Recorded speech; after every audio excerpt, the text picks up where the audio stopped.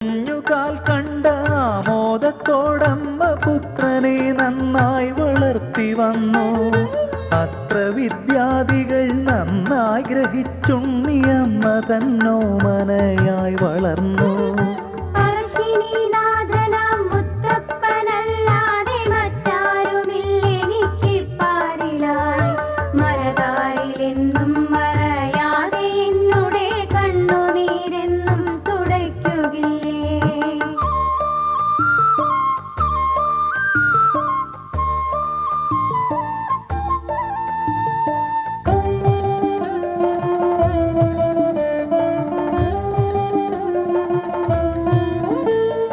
കാനനത്തിൽ ചെന്നു വേട്ട നടത്തിയും മത്സ്യമാംസാദികൾ ഭക്ഷിക്കയും നന്മധുപാനനം ചെയ്തതറിഞ്ഞമ്മ പുത്രനെ ഓർത്തു